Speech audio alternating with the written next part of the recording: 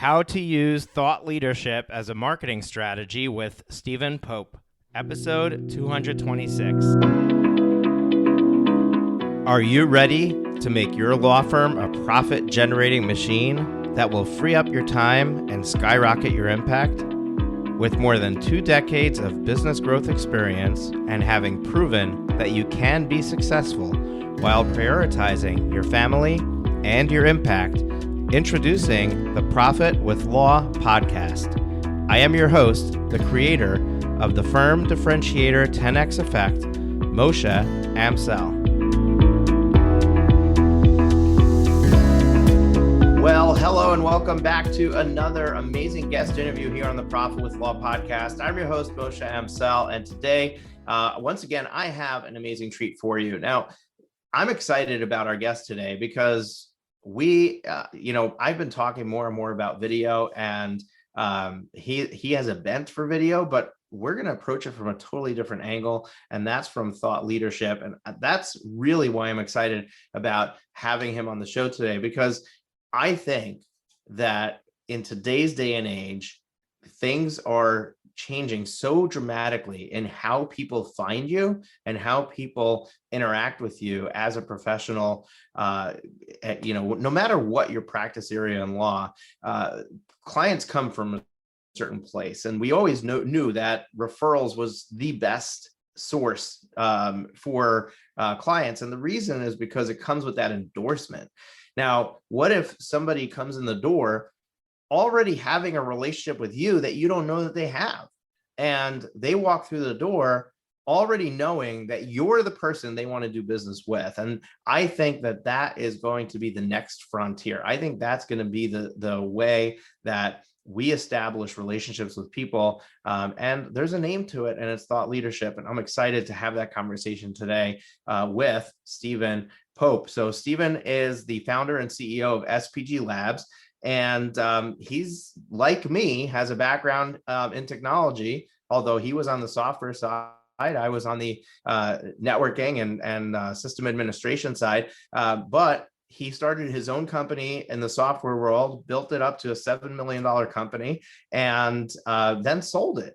And I'm going to let him share that story with you and where it led him to. But he is definitely no new kid on the block. He's been around. He knows how to run a successful business, and he's going to be talking to us today about thought leadership and video. And I'm really excited about this conversation we're about to have. Now, before I bring Stephen onto the show, I'm just going to take a moment to acknowledge some of our sponsors. Finding amazing employees is the toughest job for any business, and especially for a law firm. You deserve to be the law firm owner you've always wanted to be, but you can't get there without a great team. Get Staffed Up helps you build your all-star team by staffing your law firm with incredible full-time offshore virtual assistants. Work with Get Staffed Up to save money and your biggest resource, time, while they find you the best English-speaking VAs in the world. Hashtag delegate your way to freedom. To learn more, go to profitwithlaw.com/get staffed up. profitwithlaw.com/get staffed up. Thanks to our sponsor, Smith AI. Smith AI is a superior virtual receptionist service for small businesses. They specialize in working with solo and small law firms. I discovered Smith AI a couple of years ago and was blown away by the range of services, which are available at a cost any attorney, even those of you in the smallest solo practice, can afford. Their friendly receptionists respond to potential clients in English or Spanish, screen and schedule new leads, and even take payment for consults. The best part is, they don't just handle these conversations by phone. They also have live agents and chatbots capturing leads on websites and via text message. If there's one growth hack to your practice, this is it. Smith's friendly gatekeepers can staff your front lines. They'll capture new leads while you work uninterrupted. You can finally have the peace of mind that while you're working, you're not missing out on future work. Plans start at just $210 a month for calls and $140 a month for chats. They even offer a totally free chatbot, so there's no excuse. Try Smith AI today and see for yourself why attorneys like Justy Nickel in Colorado say Smith AI receptionists are the secret to business growth and client happiness. Smith AI offers a free trial, and podcast listeners can get an extra $100 discount with promo code ProfitLaw100. That's ProfitLaw100. Sign up and learn more at www.smith.ai. Trust me when I say, don't let another day go by. Try Smith AI. All right, we're back. I've got Stephen here with me. Stephen is also host of the Digital Masters podcast. So a fellow podcaster behind the mic. That excites me even more because when I'm talking to another podcaster, we kind of can bounce back and forth and be able to have an even better conversation than what you're used to. So Stephen, welcome to the show. Yeah, I appreciate you having me on, man. Thank you. It's my absolute pleasure. So like I teased in the intro, we'd love to hear a little bit more about your story. So share with us what happened with your software company and then what your revelation was after that and where it led you to with what you're doing right now. Yeah, I appreciate it. I'll give you the quick version, but I grew up an engineer, a geek. I love to invent and build things. Ended up building a software company over time, really just by doing good work. And I was doing thought leadership material back then. I always considered myself someone that was coming up with innovative ideas or merging ideas together to create a new unique point of view, or taking ideas from one industry and bringing them into another industry.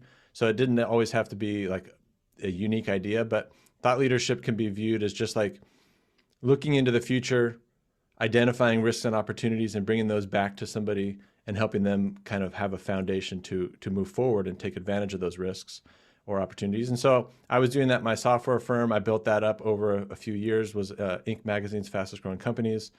And then for a lot of different reasons, I ended up selling that company. And I started to really get into internet marketing and social media, content marketing, doing video. And I was working on a different business, and I wasn't excited about that business. And I ultimately realized that I didn't want to do it. And while I was building that business, I was having all these lunches with service providers, because that's what I was. I had a lot of connections, and I was getting them really excited about marketing, thought leadership, and video. And then a light bulb went off in my head, and I was like, hey, people are really interested in this stuff. And so that's kind of how I pivoted into what I'm doing now.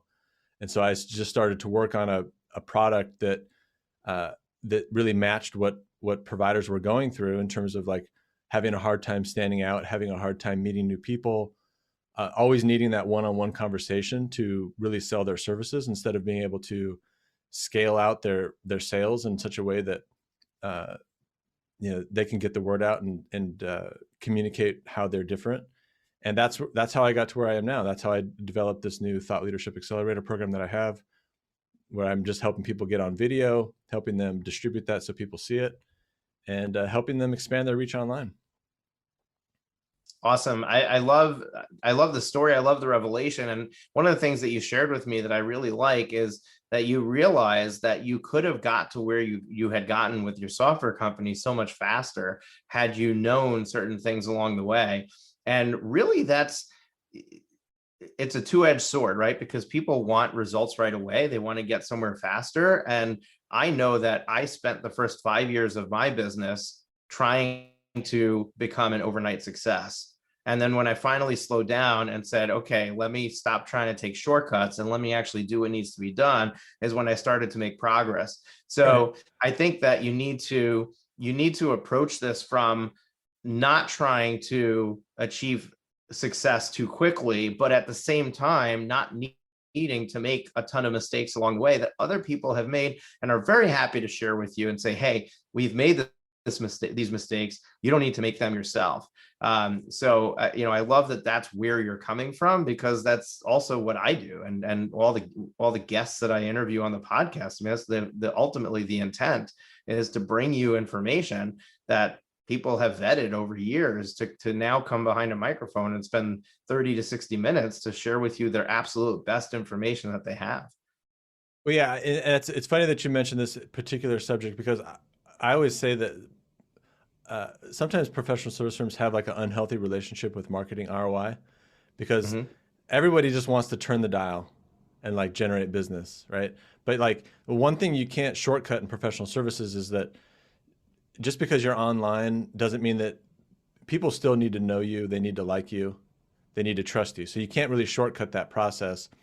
And people are always, before they put in a dollar, they want to know that they're going to get two back. And it doesn't necessarily work that way.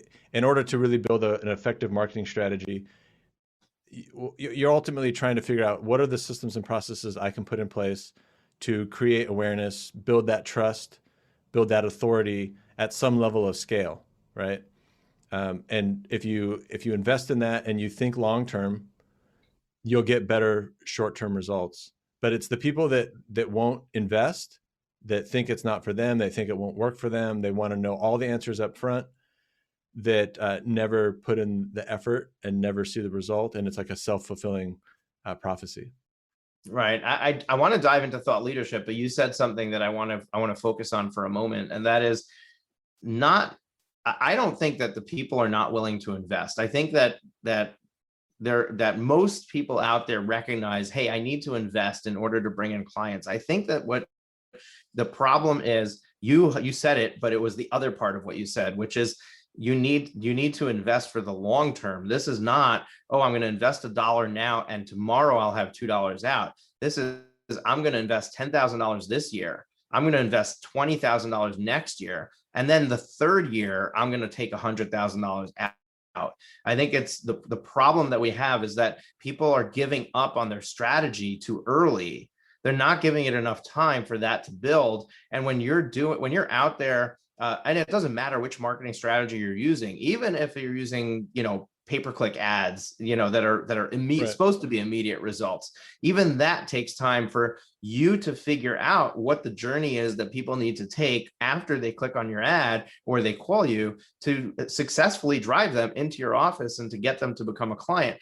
But with thought leadership specifically, where you're putting yourself out there, you're creating content, you're showing up, and you are turning into this authority that people look up to, that is something that is going to build over time. It's going to build if we understand how social media works and how media works. It's people turn each other on to different things. So Right. somebody needs to share your stuff. Somebody needs to comment on your stuff for someone else to be able to see it, to Right. tell the system, the algorithm that, oh, I should show this to more people. Simon Sinek doesn't get multi-millions of views on his videos on LinkedIn because he's just putting out his first piece of content. He's getting those views because he has 20 years of book writing and content publishing behind him. So he has a following of people who are just waiting for his next video to then like it, share it, comment on it, and do those things. And I think that the sooner that we can recognize that no matter which plan you choose, it will work if you give it enough time and enough effort,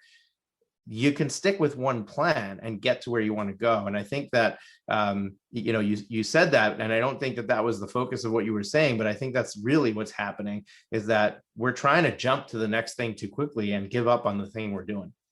Yeah, and the other thing too is like a lot of time when people start making content, they're not necessarily making exactly what people actually want.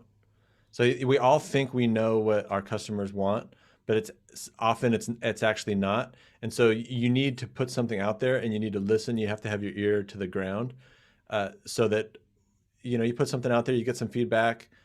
You start people saying, "Hey, I liked what you did," and then you're like, "Oh, okay, I know I'm going down the right path." And it's that feedback loop that allows you to take that information and improve.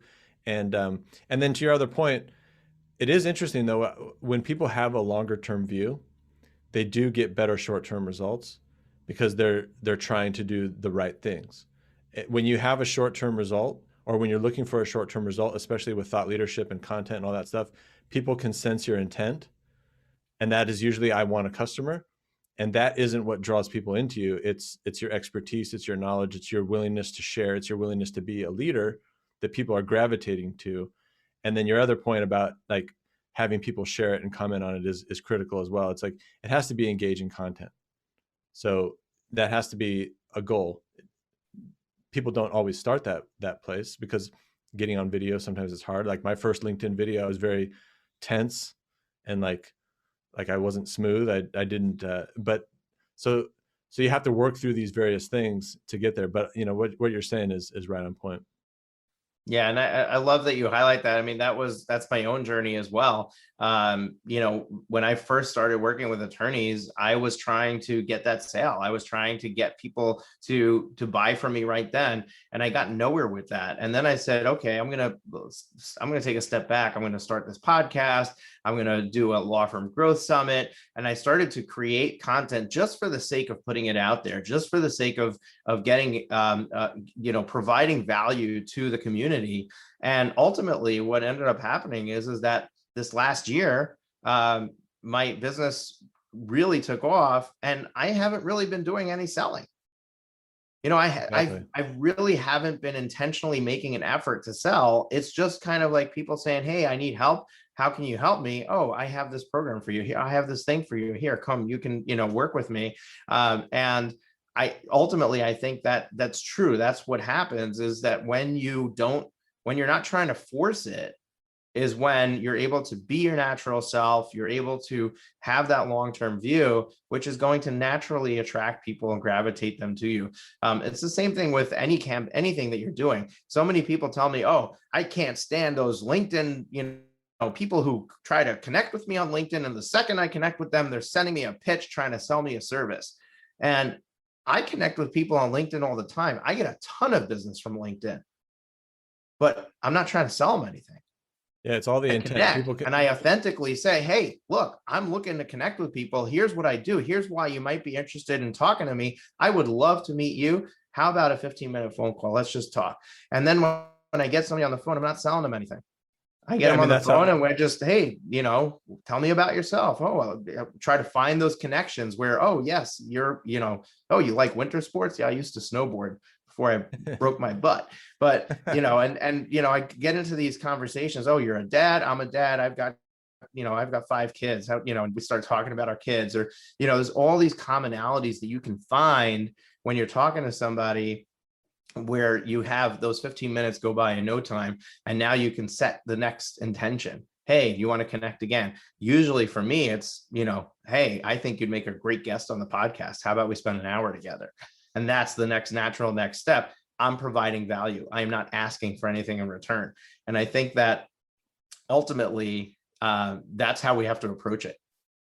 I agree. I mean, that's how we met. You reached out to me on LinkedIn. We ended up having a conversation. It's interesting because we even know somebody, a common person. And so like the world's a lot smaller than we think. I mean, there's always skeptical people out there. But yeah, it's like, I get most of my business comes from LinkedIn. I am in a traditional networking group, just because that happens to be where a lot of the people that I like to hang out with are. But most of my business comes from LinkedIn. Most of my business has always come from online. That's just kind of how I've always operated, and it's just the way my mind works. And it's true. It's like people, especially nowadays, people can sense the intent behind what you're doing, and it's kind of an innate sense people are developing, and it's getting stronger and stronger. And it's funny, like even in my networking group, there's like a resistance there too. Like they're on guard, even just between people that are in there if they don't know you well. And so you just got to be out there sharing your thoughts. And you mentioned the podcast as well. Is like one of the main reasons why I have one and why I promote it to other people too is not necessarily to get a million subscribers, but it provides a means to connect with people, have these conversations, learn more about people in a very low pressure setting. And you learn from experts, subject matter experts that you want to learn from. And then you can also have people that you'd like to work with, not to pitch them, but to learn what are their actual struggles, so that you can create content, learn what they want, learn what kind of content is. And you just like meet a lot of different people that way. And it's on video. You can take the video, you can publish that, you can push that on LinkedIn, you can give it to your guests to publish. There's just really all these strategic ways of going about this stuff, if you think about it. Yeah, absolutely. I love that. I want to circle back to the beginning of our conversation. We use this term thought leadership. Let's put some color on that. What do you define thought leadership to be? And how should a law firm owner look at that and think about it in the context of what they might want to consider doing or think about what they should be doing as they're running their law practice and trying to grow it? Yeah, so this is becoming one of those buzzwords. It's got a lot of people have their own definitions. I keep it pretty simple. All I think I just define thought leadership as something where you you're an expert in your field. You are able to kind of look ahead. You're able to identify certain things that people can take advantage of, or avoid risks, and you bring those back to people and you share those ideas in such a way that they can kind of follow. They can take what you're saying and follow something on their own. Um, and your ideas can come from a lot of different places. So like you might have an original thought, although I don't think most of us do. I think that a lot of the original kind of thoughts come from like science and like engineering and like that kind of field where they're literally coming up with brand new ideas.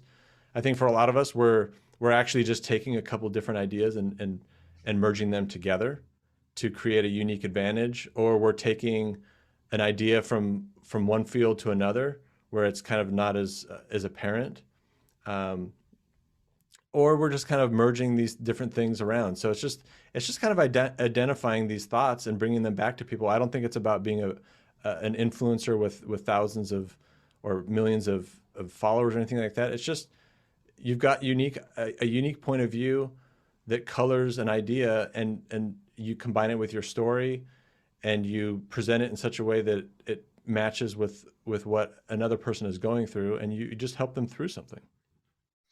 Yeah, and I love the way that you put that, because a lot of people are thinking, well, I can only serve my immediate geography, right? So I've got a law practice. It's local to my municipality or wherever I'm located. So I've got this really small audience to begin with that I could potentially find clients in. So what's the purpose of building an online brand that thousands of people can see when I don't need those thousands of people? And I think that the way that you just colored it makes it really simple. It's like, okay, I'm not trying to build this 1,000-person audience. I'm not trying to get all these people. All I'm interested in doing is providing value to the people that matter. So I can even, start a podcast about the community of Wimbledon or whatever. I just made up a name, but and Right. I know people who have had success with doing that, where they just nothing to do with their expertise. They literally started a show that would be interesting to all the people in that area. And Yeah. all of a sudden, people are now hearing you every day. And now they know you're a lawyer, right? You say, oh, I'm a lawyer. I'm this, I have Exactly. this law firm or whatever. And nothing to do with what your area of law that you practice. But then when they need somebody, who's the first person they're going to check and see, hey, does she do what I need? Yeah, Does he do what I need? that's a really important point when I talk to people about designing their podcast. So some people, they have such a niche that maybe it makes sense to have a podcast just on your niche. So it depends a little bit. But to be honest with you, so I work with all service providers. Like if thinking of somebody that might hire you, I don't necessarily want tax tips all day. I don't necessarily want lawyer tips all day, law tips. I don't necessarily want financial advice all day, right?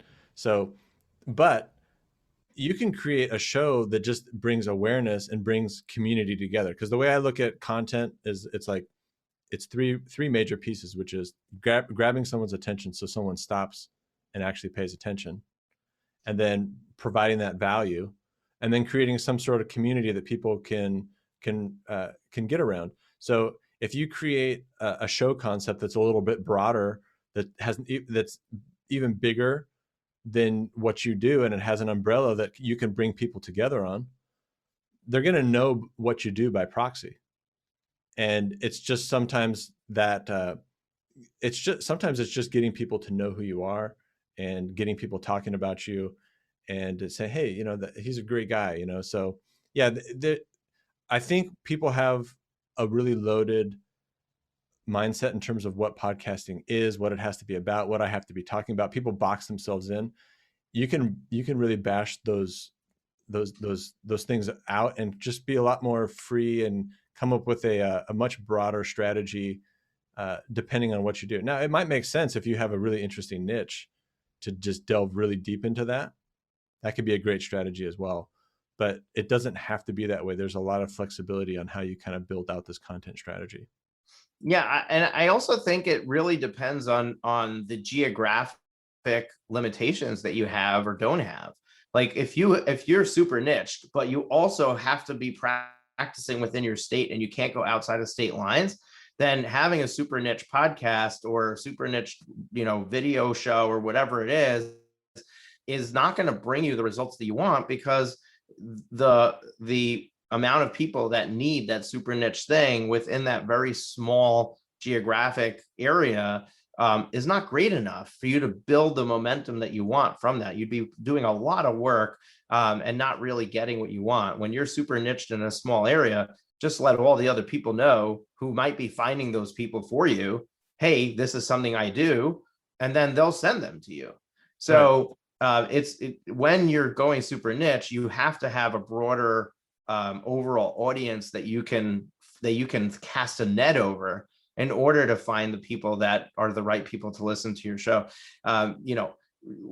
We know that the big podcasts have millions of downloads, like even like hundreds of thousands of downloads per episode, things like that. In my super niche little Profit with Law podcast, we get a couple hundred per episode. We get, if we go over 300 or 400 on an episode, like those are our top shows. Right. And I don't need it to be bigger.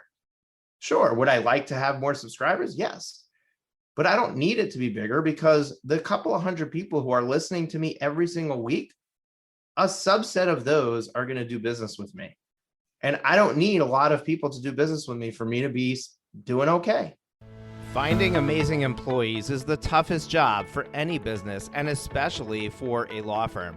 You deserve to be the law firm owner you've always wanted to be, but you can't get there without a great team. Get Staffed Up helps you build your all-star team by staffing your law firm with incredible full-time offshore virtual assistants. Work with Get Staffed Up to save money and your biggest resource, time, while they find you the best English-speaking VAs in the world. Hashtag delegate your way to freedom. To learn more, go to profitwithlaw.com/get staffed up. Profitwithlaw.com/get staffed up. Thanks to our sponsor, Smith AI. Smith AI is a superior virtual receptionist service for small businesses. They specialize in working with solo and small law firms. I discovered Smith AI a couple of years ago and was blown away by the range of services, which are available at a cost any attorney, even those of you in the smallest solo practice, can afford. Their friendly receptionists respond to potential clients in English or Spanish, screen and schedule new leads, and even take payment for consults. The best part is, they don't just handle these conversations by phone. They also have live agents and chatbots capturing leads on websites and via text message. If there's one growth hack to your practice, this is it. Smith's friendly gatekeepers can staff your front lines. They'll capture new leads while you work uninterrupted. You can finally have the peace of mind that while you're working, you're not missing out on future work. Plans start at just $210 a month for calls and $140 a month for chats. They even offer a totally free chatbot, so there's no excuse. Try Smith AI today and see for yourself why attorneys like Justy Nickel in Colorado say Smith AI receptionists are the secret to business growth and client happiness. Smith AI offers a free trial, and podcast listeners can get an extra $100 discount with promo code ProfitLaw100. That's ProfitLaw100. Sign up and learn more at www.smith.ai. Trust me when I say, don't let another day go by. Try Smith AI. Yeah, that's the other thing is like with professional services, like how many customers you need is like, that's another good point. Not only is it how many customers do you actually need to kind of scale up, but again, for me, like I don't focus on the downloads at all. I have all this content. So every day I'm able to publish video content on LinkedIn where my face is out there. I'm also with somebody recognizable. So I'll be interviewing other people that somebody might know. So they might not have stopped on my video normally, but because I have somebody else that they know, now they stop it and now they're looking at me. So yeah, I mean, I don't even actually tell people to worry so much about the subscribers, although that is a long-term thing that could happen, which is great. But to me, if you're going to be focusing on building a big YouTube channel or building a big podcast, that's a specific thing you're trying to do. It doesn't necessarily, that might not be that might not give you the more immediate results that you're looking for. I mean, I'll tell you this too, like even just being in your traditional professional network, by saying you have a podcast, by being out there with them, they're already going to just look at you differently. They're going to look Absolutely. at you as somebody that's more modern, doing interesting things. They'll just gravitate towards it, be like, hey, he's doing a podcast. That's pretty cool. And you'll just stand out just by having one, which is awesome. That's very true. And like you said, I also am part of a local networking group just for the enjoyment of having an interaction with other people. It's not, there's only 2 lawyers in that group. It's not there to serve lawyers or attract lawyers. I'm just there to participate in a networking group.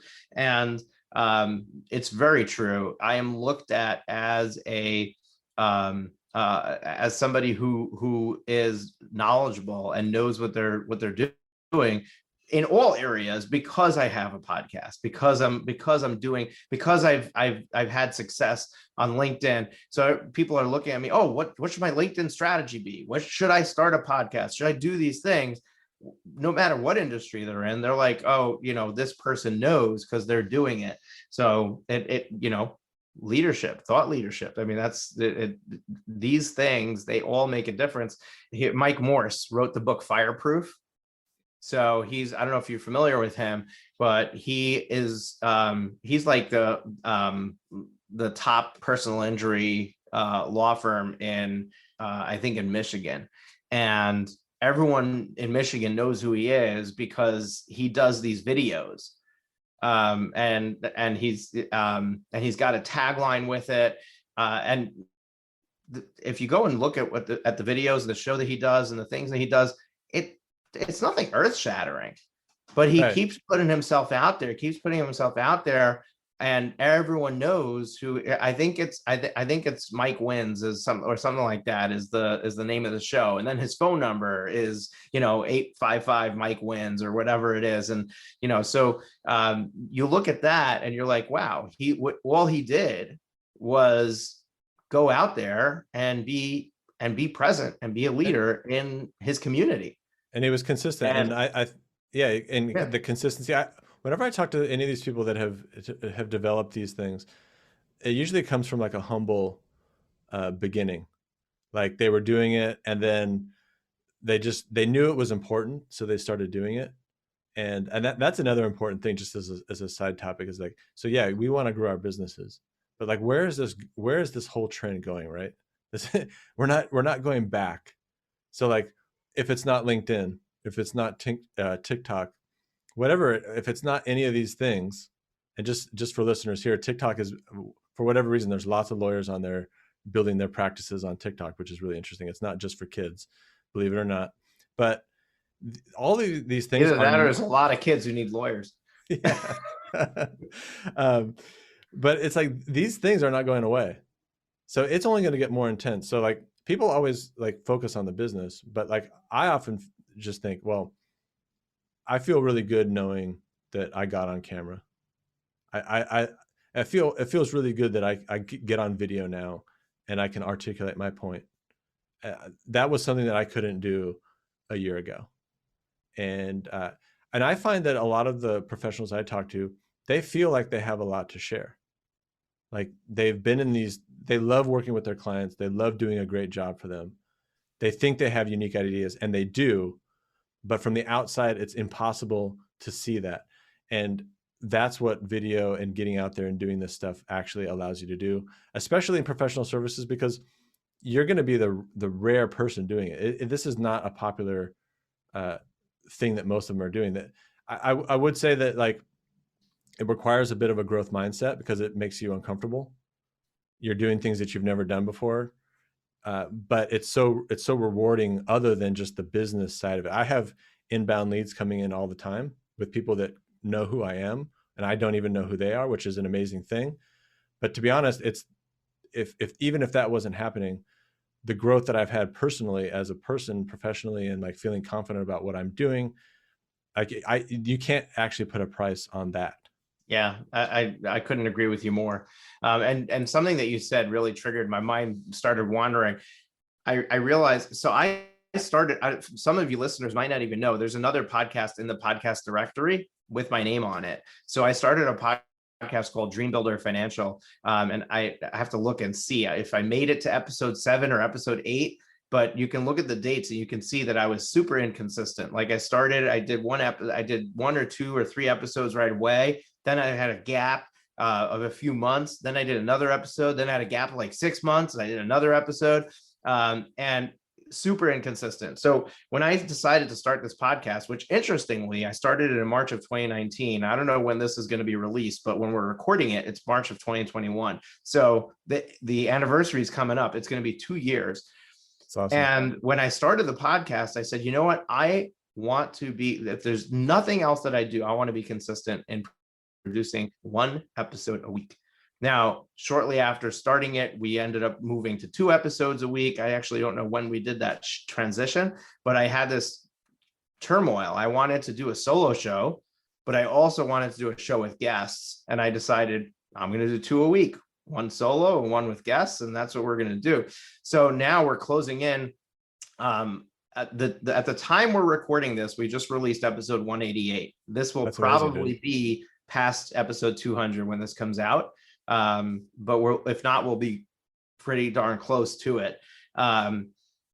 200 episodes over 2 years. And to your point, consistency is the name of the game. Like, that's, people subscribe to the show because they know when I wake up Tuesday morning, I've got a new Profit with Law episode to listen to. When I wake up Thursday morning, I've got a new Profit with Law episode to listen to. It's something that they get used to looking forward to. And you got to stick to that plan and stick, sure, you can have exceptions. You can have breaks. You can do seasons. You can do whatever you want. But ultimately, if you're not consistent, nobody's going to stick with you. And this is all about building momentum. It's not about capturing one person's attention. It's right. about capturing one person who then turns you on to another, who turns you on to another. And there's this eventual growth that happens naturally just from so many people talking about what you're doing and turning more people onto it. And I think that's, over time, that's what's going to build your practice to be significantly more than it is today. Consistency. Absolutely. Yeah, that's what content marketing lets you do. It lets you scale word of mouth, essentially. And just like anything that has like compounding results, it's those early deposits that you're making that are consistent that end up paying the result. And I always think of content marketing as it's like a train. When you start pushing it in the beginning, it's tough. There's all these different things that are going to push back on you. Your schedule, your lack of skills, your lack of knowing what to talk about, your doubt that it's going to work. All these different things are going to push against you. But once you get it going, trains are hard to stop, and they have all this momentum behind them. And that's what you're looking for. And all it takes is just pushing through. So I think it does require a growth mindset. I do run into people that are more practitioners of their business. They have enough business in their networking group.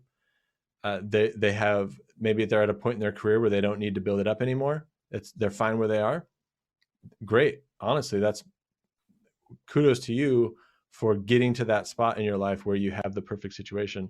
But if you want to build a business that grows and scales, a big business, you're going to need to find a way to scale that word of mouth beyond what you can do as an individual person, or even hiring salespeople who will likely never sell quite the way you do.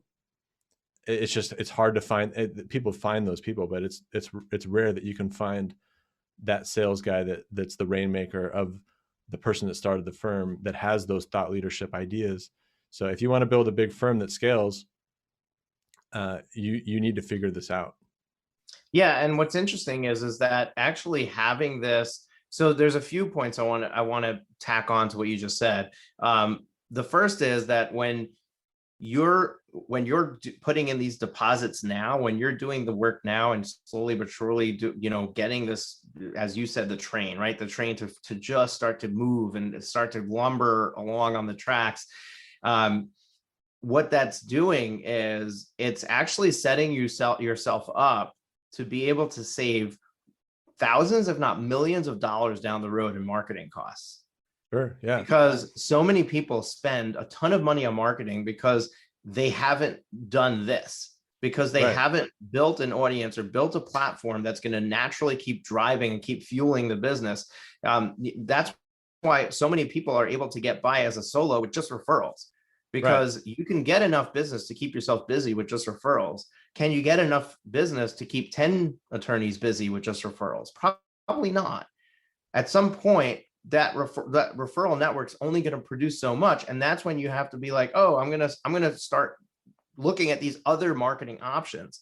And to your point, what if you just look at this as a way of enhancing and expanding your referral sources, your referral network, to be the audience that's tuning into you. Now all of a sudden you've significantly scaled your ability to bring in referrals. You don't have to go to that next marketing strategy, because you've put in the sweat equity here, in building this thought leadership platform that people are dialed into. So I really love that point that you made. And there was another point I wanted to make, but I forgot what it Well, was. on So. that point too, like I think people can also, they need to realize this too, is that when you put together a video podcast in particular, it can be the centerpiece of your marketing, and it can be actually a lot cheaper than what a lot of companies do, which is like doing a new website and doing these things that are really more like you're buying an asset. Like, people aren't hanging out at where your website is. So like the flashy website, I mean, yeah, it matters. It portrays something about you and all that kind of stuff. But like putting on a podcast and delivering some of this content, it's actually really inexpensive. Like, I mean, I help people set up, shows and with special software and high quality video, but I also help people just get going on Zoom. So you don't need to, like, Zoom is a perfectly acceptable place to have a podcast. We're And on Zoom right now. yeah, it's like, and it works fine. The production quality is good. You can make it better. You can get a better microphone. You can do all these different things, but that isn't the thing that is going to make the podcast popular. Like, those are kind of more vanity things that you can work on. You can just do those things over time if you want, or never do it. So it's actually a much more cost-effective way of marketing your company as well. And I will say, like, the people that are able to scale their business in networking groups and stuff like that, when I see what they're doing, they're crazy, like, into it. Like, they're in several networking groups. They're all over the place. And kudos to them for having that perspective and being able to do that. But to me, that feels very grueling. Creating content and sharing my thoughts is a much easier and more creative way of for me to go about it. It's much more sustainable. I just couldn't do what some of those people do to make that happen. And to be honest, mine's a lot more scalable. I just create consistent content, and I just have people going onto my website and scheduling calls, and they've never even met me. Yeah, and the point that I wanted to make before, which you just kind of teed up for me again, is there's a lot of people out there, or there are people out there who say, like, oh, you can take this one piece of content and turn it into all these other pieces of content. And some people might feel overwhelmed by that. And I want to just share from my own personal experience that you don't have to feel that way. Right now, my primary content is the podcast. That's what I do. But I am doing it on Zoom. We're recording these interviews on Zoom. And what I'm building is this library of video content that we've never produced. We never went and produced it. All we do is produce our audio show right now. And I just didn't have the manpower, the staff, the wherewithal to start taking this content and producing all this other content out of it.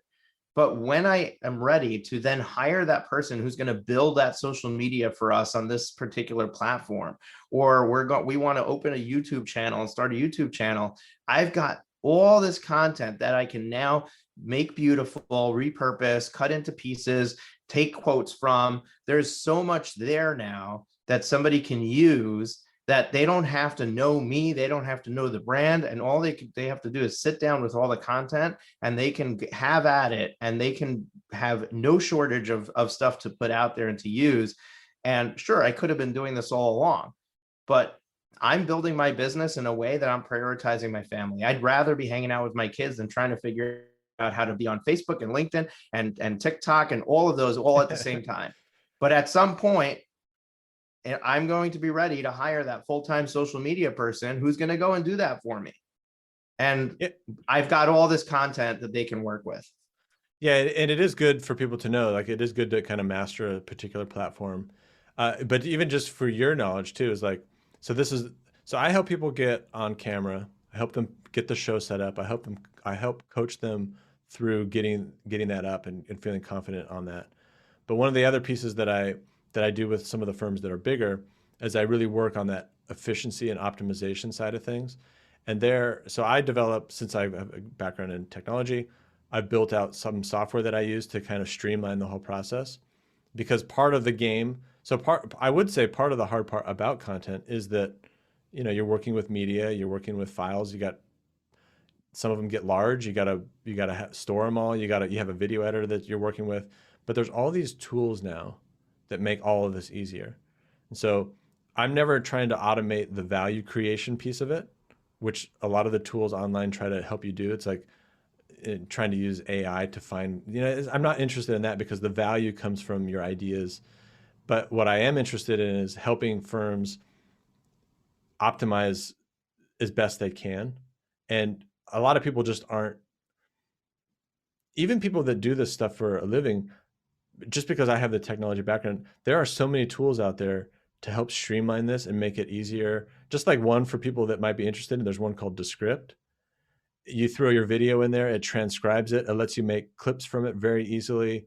I'm helping a client with that right now. It will blow your mind what you can do with such a little amount of time. And you can use that and work with your editor. So it takes a little bit of time to sit down and build these processes. That's what they are, into your company. But those processes build and build and build. And all of a sudden, and here's the thing, is that you can look mighty when you're small. I produce more content as a one-man guy right now with a video editor and my wife helping than companies. I mean, honestly, huge companies. I produce more content every week, video going out on LinkedIn every day. And so it's just like, besides just the getting on camera, there are huge opportunities on how you actually process all this content and keep it organized that allow you to do a lot of it for easier than you think. Absolutely. So it's very interesting because I really didn't have a handle on what you do, right? So you don't just have a program that helps them figure out this thought leadership and how to put themselves out there as a leader, but you actually help them with the producing and production of content and being able to batch it out and put it out there. Very interesting. Yeah, because what I did is like and I'm having fun with it because what I did is I took all the skills that I had from how I grew up. So I still consider myself a technology company. I consider myself a content execution and strategy company, a creative media company to make sure that these things look good and capture attention. But I also see myself as a technology and process company. So yes, I help you design the show, help you learn how to help you put the strategy together for creating the content, help you coach you into doing it so that you feel comfortable doing it. And then I help you implement it. I help you get that content on the ground. Like you think about a political campaign, it's not just ideas. You got to knock on doors. You got to make people see it. And then for the people that get past that stage and they're like, okay, I feel good, I'm doing this. Now it's like, okay, So how can we take this and not do more work, but just produce more and make you look bigger and bigger, and layer these processes and technology in there so that your company can just do more and more and more. And it's amazing how it just ramps up. And so, yeah, I think about it as a holistic thing, and I get to bring in all the skills that I had actually growing a company and knowing how to do that, and the marketing piece, the grabbing attention, and just all the audio and video and nerding out on technology and microphones, and then the technology to actually make it all happen. So I'm really just designing like a niche service that pulls together all the things that I know to just help a company do all this stuff. Yeah, what I really like is that I'm a big fan of helping my lawyers recognize where they should be spending their time and where they shouldn't be spending their time. And one of the tough things about thinking about doing some sort of content production, video, audio, whatever, even blogging, all of those, there's the actual content production, there's the actual recording, but then there's so much work that happens around it, right? Right. There's the planning, the editing, the promotion, the if it's with guests, lining up the guests, making sure that they are communicated with, that we have the information that we need from them. Like there's all this stuff that happens around it. And I believe that for our attorneys listening to this, if thought leadership is a place that you're going to step into, if you're going to do this, I believe that you should start with the plan of just being the person behind the microphone, just being the person behind the camera, just being the person who's coming up with the content for the blog post. Do not try to be the person who does all those other things. Find somebody or a group of somebodies that will do all that for you, and invest in those things, because your time is so much more valuable than that. The one thing that you can't replace is you as the thought leader. But other than that, you're not needed in any of the other tasks. And even if you are at the brand new, just getting started stage, you're going to be tempted to say, oh, I'm just going to put my own sweat equity and I'm going to learn it, I'm going to do it. The reality is that you will have been wasting your time. There's so many better things you could be doing with your time than trying to futz around and figure out how, which microphone to choose and what software to use to record. Let somebody do that for you. Let somebody hold your hand for you. Let somebody just buy the stuff for you and just pay them to go shopping and give me what I need. So I don't know that all that exists, but it sounds like Stephen might be the ultimate solution for this. So, but we need to do that with everything that we do. Don't try to run your own ads. Don't try to fix your own website. Don't even if you know how to publish a blog post on a WordPress site, don't do it. Yeah, because those add up. Those minutes add up. Yeah, and that's exactly what I do help people with. So it's like, just helping you get all those things. It's whether it's like helping your own team implement these things. So people have like people in the company that are assistants and can do these things, because a lot of them, it's just like, it's literally just how do people do it. So I give them like checklists on like how to set up the podcast, how do you invite people, how do you like after the show's over, how do you thank them? All these things, I just kind of package it up, what equipment to buy, and then all the processes and software to like just have the team be able to execute it. Because you're right, I'm all like, and this is the interesting thing too, is like I'm always advocating very specifically for people to do more, and then they tell me they can't, and so I help them work in what they can. And then specifically for the content creator, the thought leader, I'm advocating for them to spend their time there. And they often will say, well, I'm going to do I'm like, man, you can you just set up the process so somebody can take what you did and just do the video, man. Like you don't want to get bogged into that, because it is, even though it's easier, it's not what you like to even do. So that's going to be one more friction point that is going to keep you from doing it. You want to show up and talk about those client calls, talk about the ways you help people, talk about the things that are passionate, keep your energy focused there. And that's going to be the thing that keeps you going through the hard parts. Cause they're going to be parts where they're going to be hard parts. I could tell you a long list of things that you'll run into that'll be the hard parts. You don't want it to be learning how to use Adobe Premiere. Like that's just like, you'll rip your hair out. Right. Yeah. No, speaking of which, my wife wanted to create a boomerang video of my 3-year-old daughter was going sledding and she hit a bump and she went flying in the air and she held onto the sled and she landed. She banged her face into the sled and cried at the bottom of the hill. But the video was really cool. So she wanted to create a boomerang video of it. And I took out Adobe Premiere and I opened YouTube and I said, how to create a boomerang video on Premiere. And I spent 2 hours figuring it out. Now I have an assistant that can do it. And I could have handed it off to her. But I felt like doing it. But that's, sometimes you want to be a geek, you want to geek out, you want to play around with something, but you got to be very specific and very intentional with that so that you don't get sucked into these projects where you're spending a ton of time doing something that you have no business doing in the first place. Yeah, on that point, I think you made a good point. It's like, so I do some of these things, but where I do it is enough to where so I'm telling my editor stuff. I'm like, dude, I was like, do you know that there's these ways you could do these templates so that you can format these videos in multiple ways and they fit on different platforms?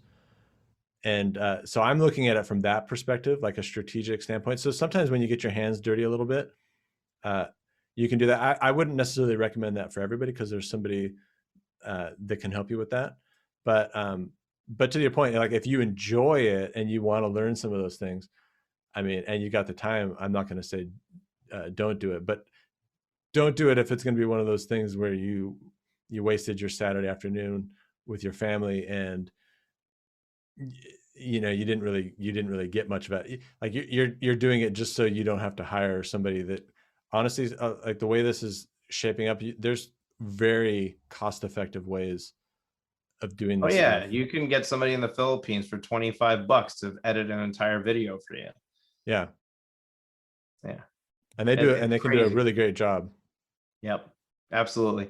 I want to come back full circle because we're almost out of time. So this has been a great conversation. But ultimately, it's at the start of the process for somebody who says, okay, I like this thought leader idea. I'm buying into this concept. I'm okay putting myself on camera. I can even start to think about what are some of the things that I'm going to talk about or what would be the focus of my show. Where does somebody start? How do you get started? How do you, because that's where people get stuck. There's 2 places where people get stuck. One is the what ifs, right? The fear factor. What if it doesn't work? What if nobody tunes in? What if I do all this work and nobody shows up? What if it takes up all my time and have no time to do what I really need to do? There's all these what ifs that'll play around in your head. But assuming that we get past the what ifs, the other thing that will keep people stuck is not knowing what the next step is. And when you don't know what the next step is, you kind of get into this zone of doing nothing because I don't know what's next. So help us lay out what are the steps that somebody should take to get started in this process.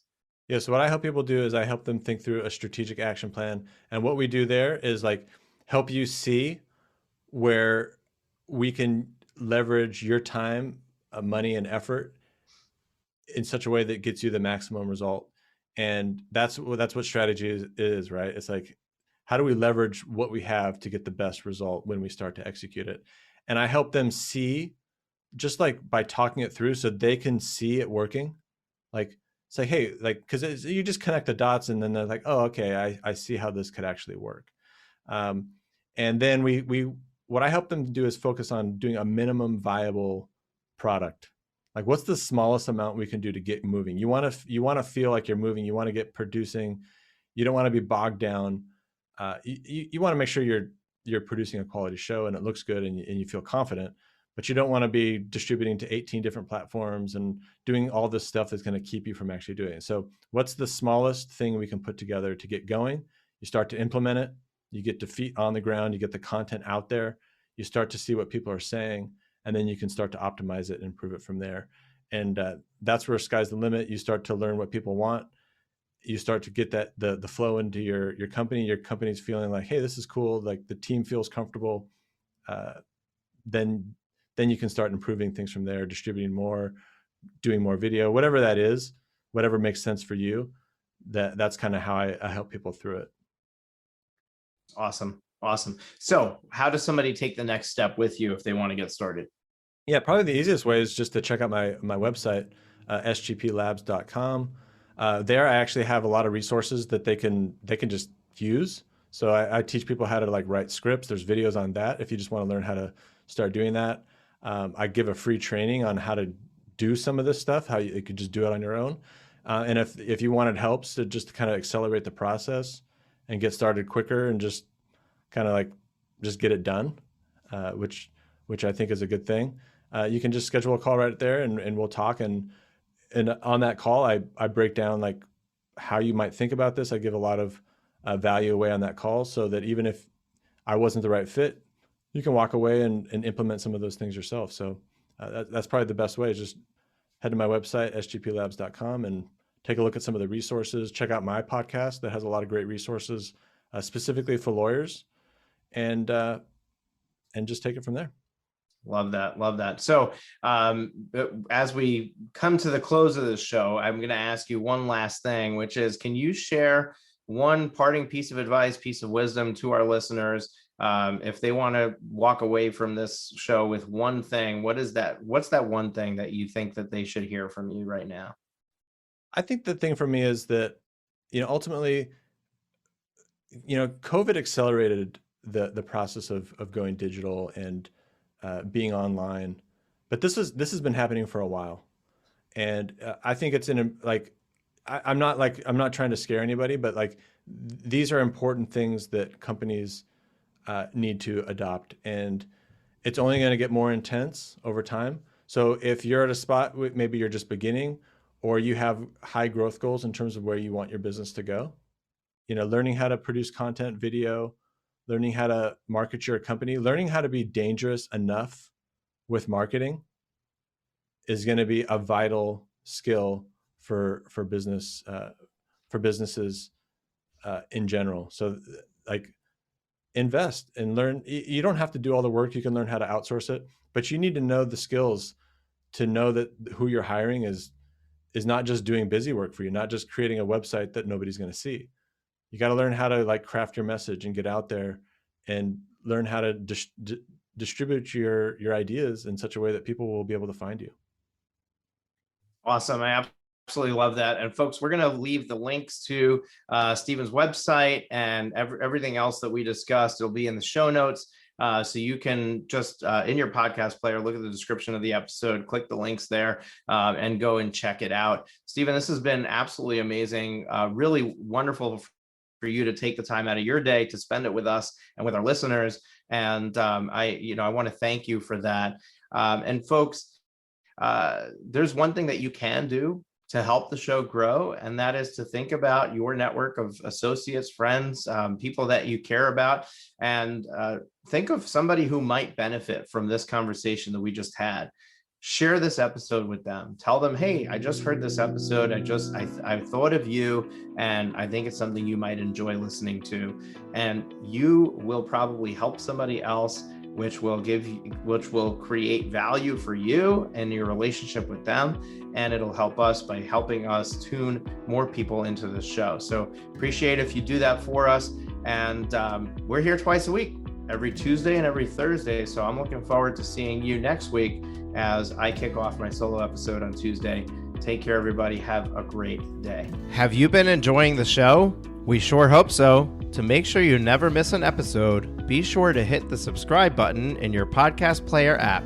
Next week, we will be back with more valuable resources and ideas on how to break the mold and take your law firm to the next level.